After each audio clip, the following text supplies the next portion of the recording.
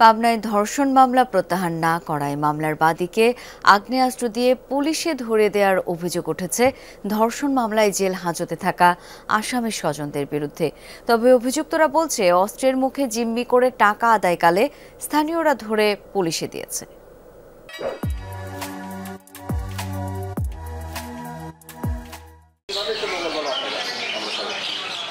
পরিবারের একমাত্র উপার্জনক্ষম ব্যক্তি রয়েছেন জেলে। এর দুয়ারে ঘুরেও মিলছে না কোনো সুরাহা।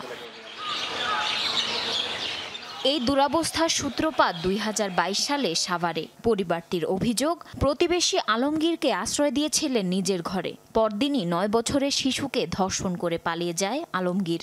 মামলা করে শিশুটির বাবা। গ্রেফতার হয় আলমগীর। ক্ষতিপূরণের বিনিময়ে এক পর্যায়ে মামলা তুলে নিতে সালিশের আয়োজন করে প্রভাবশালীরা। ১.৫ লাখ টাকার বিনিময়ে অভিযোগ তুলে নিতে রাজি হয় ভিকটিমের পরিবার। সেই টাকা নিতে পাবনায় গেলে গত ১১ই নভেম্বর সুজানগর পুলিশ আটক করে মেয়েটির বাবাকে। অস্ত্র আইনে দেখানো হয় গ্রেফতার।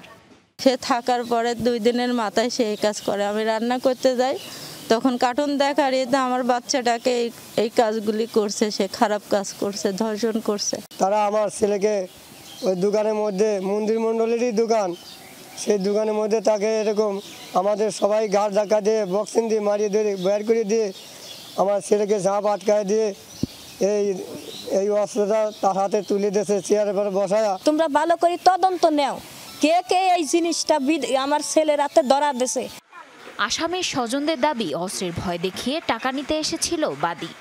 জামিন ধরানোর আগে খরচ টরচ দিয়ে ৭৫,০০০ টাকা, এই টাকাটা আমার হাত দিয়ে আমি বাজার থেকে গুনে দিই, সভাপতির কাছে গুনে দিই। পরে উনি টাকাটা নিয়ে ঢাকায় চলে যায়। কিন্তু জামিন ধরানোর কথা বলে ঢাকায় যায়, আমরা ঢাকায় গিয়ে বসে থাকি, উনি আমাদের সাথে আর দেখা করে না। জামিনের কোনো কথাই নাই। উনি মাঝে মাঝে এনারে ফোন দিয়ে হুমকি দেয় যে টাকা দেন, নাহলে কিন্তু আপনার ছেলের কষ্ট হবে জেলের ভিতরে। আরও এরকম বিভিন্ন রকম উনি হয়রানিমূলক কথাবার্তা বলে এবং হয়রানি করে। আইসি কইছে ১ লাখ টাকা দেওয়া লাগবে। কিসির টাকা দেবো? তুই দিবির চাইছিস? আমি দিবির চাইছি, সালিশদাররা আছে, ওনারা যেটা করিয়ে দিবি সেইটাই আমি রাজি আছি। তোর কাছে টাকা দেবো কেন? কাজে না দেওয়া লাগবে।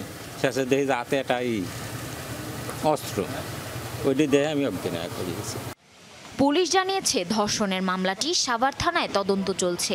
অস্ত্র মামলাটি তদন্তের পর প্রকৃত রহস্য উদ্ঘাটন হবে।